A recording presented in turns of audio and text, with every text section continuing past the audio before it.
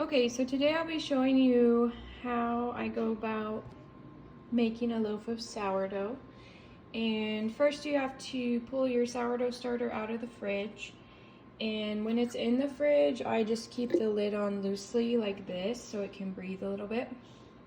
So you'll pull it out of the fridge. You will then add 110 grams of flour. And the flour that I use is a strong bread flour. Usually the high protein flours do better and you'll have larger bubbles in your sourdough. And then, so 110 grams of flour, 110 grams of lukewarm water. Make sure it's not hot and it's not cold, so it's like right in the middle. And then you're going to just stir that in with a fork. I already stirred this one. Notice that I've got my jar. I just keep it in this jar, and then when I add the flour and water, it gets about, I would say, a third full. And then by the time it's ready to use, it will be up near the rim of the jar. So it's going to grow at least double by the time you're ready to use it. So you feed it and then you let it sit all day. So I'm actually just gonna stick mine in the oven without it on. I just turn the light on, and that makes it just warm enough in there that it will start to grow and bubble.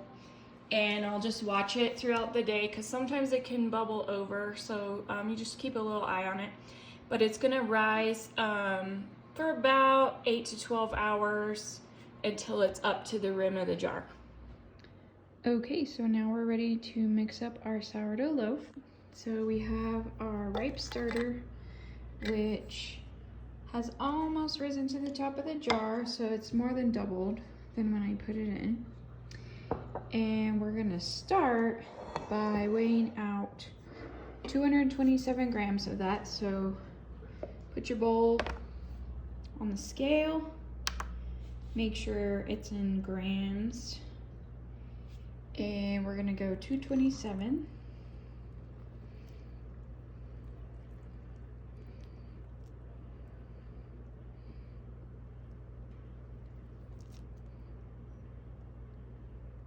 Oops, that's a lot.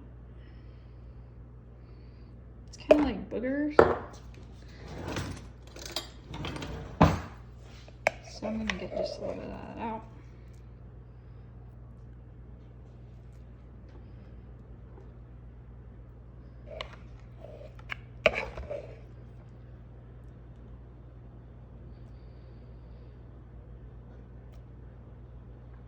Okay, there we go, 227. So we're weighing out our measurements because it's definitely more precise than using volume measurements.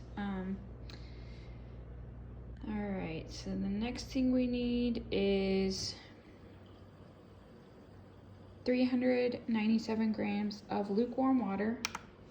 So I'm gonna reset the scale, and I've got some lukewarm water here.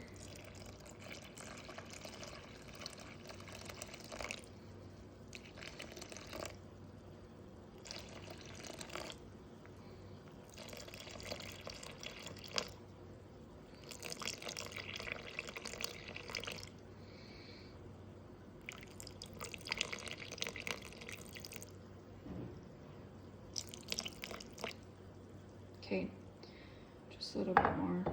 It's not gonna hurt it.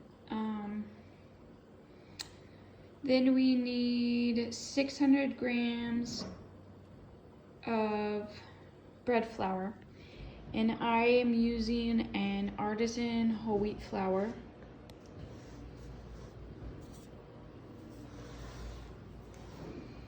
So it's about 5 cups. So I'm gonna need to reset the scale.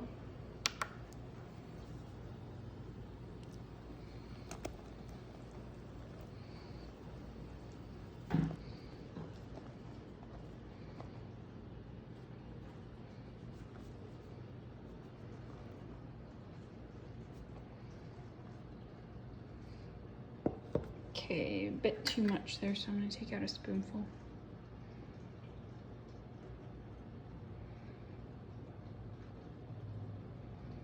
Okay, so 600 grams.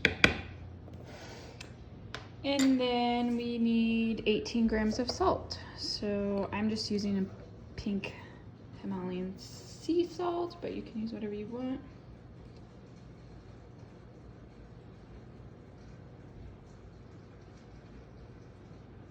Okay. So now that we have it all weighed out, we're ready to mix it.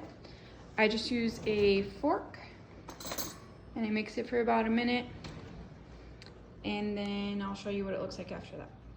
Okay, so you want to just get it where it's all mixed together good. There's no big lumps of flour or anything. And this is what you're going to let rest now. So it's going to proof for 3 hours total before you stick it in the fridge overnight.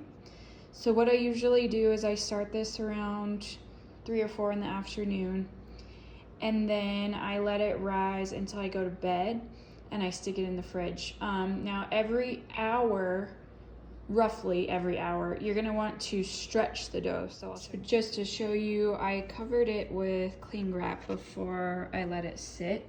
You don't want it to be uncovered because it'll get like a crust on the top of it. So I'm just gonna set it in my cold oven with the light on so that it just has a consistent temperature in there, and I'm gonna let it go for an hour. All right, so I left my dough in the fridge overnight after I stretched it 3 times. And this is what it looks like. So it gets pretty large. And then the next morning, you just want to take it out of the bowl and dump it on a floured surface. All right, so the next morning, you're gonna get your dough out of the fridge. You can leave it in there 12 to 18 hours, it won't hurt it. So whenever you're ready, just get it out, and you're gonna scoop it out of the bowl onto a floured surface, and just let it rest for about 30 minutes. But before you let it rest, you're just gonna play with it a little bit, stretch it 4 different ways, and then cover it with some plastic wrap and let it sit.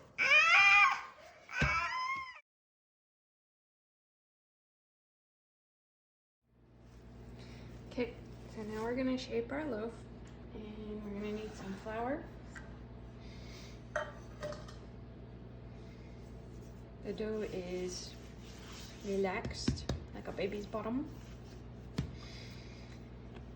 And basically what you're gonna do is pull all the 4 sides into the center. So the first side, you're gonna stretch and pull it in, and then do the one across, so the opposite.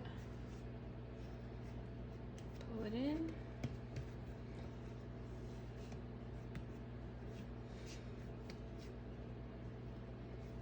And then the last one.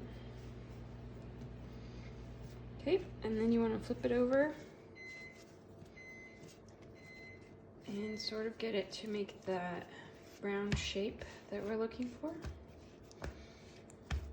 You can shape it into a loaf, like a long loaf if you want as well, but I like to do the circle loaves. So you just keep kind of working it till you're happy with the shape. And gather it all together at the bottom. And then you're gonna have a bowl with a tea towel in it, which you want to flour really good, so make sure you get a lot of flour in there so it doesn't stick.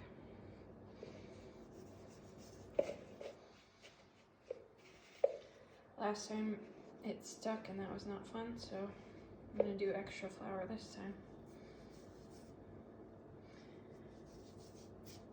Okay, and then you're gonna flip it into the bowl, And the side that you gathered together is going to be on top. And that's what's going to rise. So you want to cover this again with plastic wrap and let it rise for 2.5 hours, and then we're going to bake it.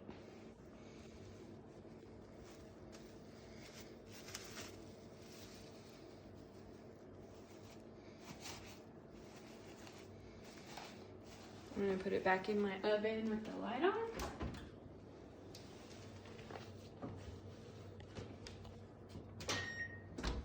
All right, so the next thing is taking out your sourdough from the bowl that it's in.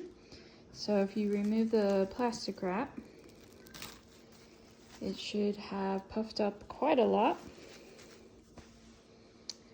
And the best way to do this is with parchment paper. That's what I found, because it can be a little bit tricky to get your dough into your Dutch oven. So this is my Dutch oven that I have with a lid. That's the best way to get a crispy crust on it, I found. So I'm gonna put that in my oven. I'm gonna preheat it to 450 degrees. It's gonna heat up, so when you put your dough into it, it'll get a crispy bottom. So over here, we're going to dump this out. All right, so I've cut my square parchment paper, and I'm gonna attempt to dump this onto it. Actually, the best way is for me to put it on, and then I'll flip the bowl over. All right, so now I've removed the bowl. I'm gonna see if my dough didn't stick. That's good. And you really want to just keep it as untouched as possible at this point. So this is going to be the top of your loaf, and we're going to slide it into the Dutch oven with the parchment paper still under it. We're going to let it bake with that under it, and that way we just get this really nice shape out of it. I've got a little weird like dent over here. It doesn't always do that, but this is a pretty good attempt. So the next thing I'm gonna do is cut the slits in the top. All right, so you can cut the slits however you want. They make special cutters for this, but I just use a razor blade. And I'm gonna do just a crisscross pattern in the top, and you wanna go pretty deep with it into the dough so that the dough will actually rise and puff up really good. So about 1 inch deep.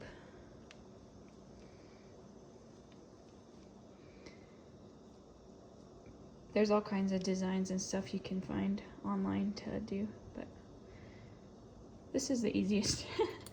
All right, so now we got our crisscross. We're gonna dump it into the Dutch oven and put it in the oven. All right, so I put it in the Dutch oven. The parchment paper's still in there. Make sure you use parchment paper, not wax paper. I made that mistake. Okay, we're gonna put the lid on, and then I'll put it in the oven for 30 minutes with the lid on.